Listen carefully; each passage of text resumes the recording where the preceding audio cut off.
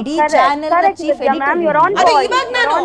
ಈಗ 2 ತಿಂಗಳಿಂದ chief editor ನೀವು 2 ತಿಂಗಳ ಹಿಂದೆ ನಾನು ಚೀಫ್ ಎಡಿಟರ್ ಅಲ್ಲಿ 2 ತಿಂಗಳ ಹಿಂದೆ ಚೀಫ್ ಎಡಿಟರ್ 2024 ನಾನು ಚೀಫ್ ಎಡಿಟರ್ ಅಲ್ಲ ಸೀನಿಯರ್ ಎಡಿಟರ್ ಅಥವಾ ಚೀಫ್ ಎಡಿಟರ್ ಅಂದ್ರೆ ಅಲ್ಲಿನ ಆಗು ಹೋಗುಗಳಿಗೆ ಅಲ್ಲಿ ಬರುವಂತಹ ಲಾಭಕ್ಕೂ ನೀವೇ ಜವಾಬ್ದಾರಿ ನಷ್ಟಕ್ಕೂ ನೀವೇ ಜವಾಬ್ದಾರಿ ಒಪ್ಕೋಬೇಕು ನೀವು ಬರೀ ಒಬ್ಬ ಆಂಕರ್ ಆಗಿದ್ರೆ ನಾನು ಪ್ರಶ್ನೆ ಕೇಳ್ತಾ ಇರ್ಲಿಲ್ಲ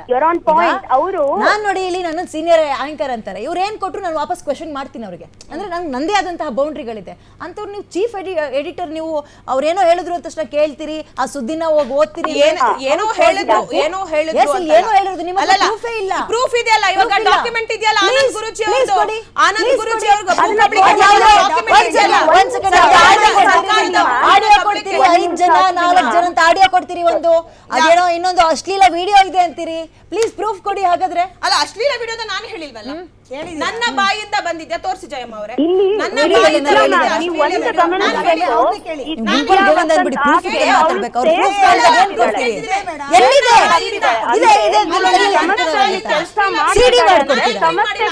ಜವಾಬ್ದಾರಿ ಇಲ್ಲ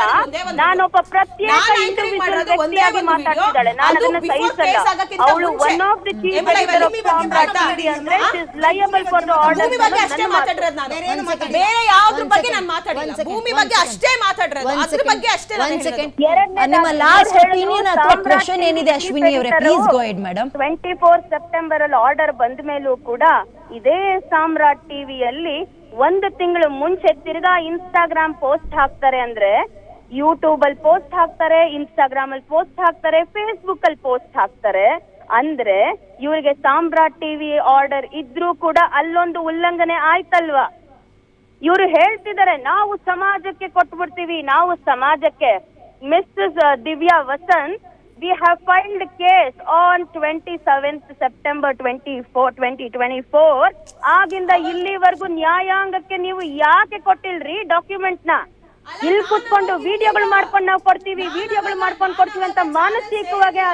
ನೋವನ್ನು ಕೊಡ್ತಿದ್ದೀರಲ್ರಿ ಸಾಮ್ರಾಟ್ ಟಿವಿಗೆ ಎಂ ಲೈವ್ ಗೆ ದಿವ್ಯಾ ವಸಂತಂಗೆ ಯಾವುದೇ ಸಂಬಂಧ ಇರಲಿಲ್ಲ 2024 ಅಲ್ಲಿ ದಿವ್ಯಾ ವಸಂತ ಯಾವಾಗ ಆಕ್ಟಿವ್ ಆಗಿದ್ದು 2025 ಅಲ್ಲಿ ಸಾಮ್ರಾಟ್ ಟಿವಿಯಲ್ಲಿ ಆಕ್ಟಿವ್ ಆಗಿದ್ದು ನನಗೂ ಅವ್ರ ಸ್ಟೇ ಬಂದಿರೋದಕ್ಕೂ ನನಗೂ ಅದಕ್ಕೂ ಯಾವುದು ಸಂಬಂಧ ಇಲ್ಲ ನಿಮ್ಮ ಓನರ್ ಏನ್ ಹೇಳಿದ್ರು ಮಾಡ್ತೀರೇನ್ರಿ ಏನು ನಿಮ್ಮ ಓನರ್ ಏನ್ ಹೇಳಿದ್ರು ಮಾಡ್ತೀರಾ ನನಗೆ ಏನ್ ಆಂಕರಿಂಗ್ ಮಾಡೋದಕ್ಕೆ ಯಾವ ಟಾಪಿಕ್ ಅನ್ನ ಕೊಟ್ಟಿರ್ತಾರೆ ನೋಡಿ ಇಂತದ್ದು ಮಾಡಿ ಅಂತ ಹೇಳ್ಕೊಂಡಿರ್ತಾರೆ ಒಂದ್ಸಲ ಇದ್ದಾಗ ಏನ್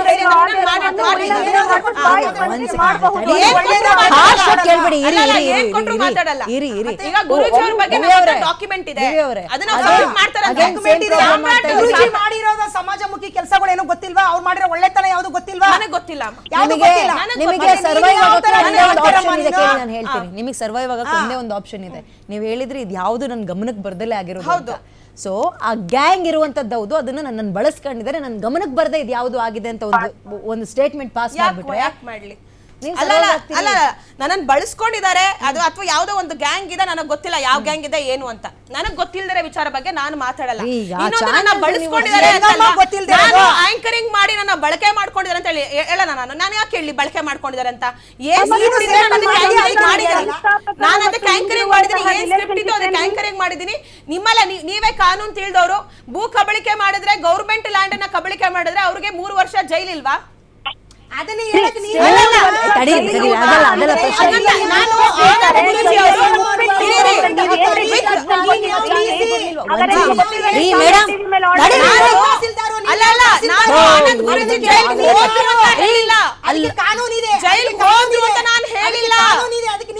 ಈ ಕಾನೂನು ಬಗ್ಗೆ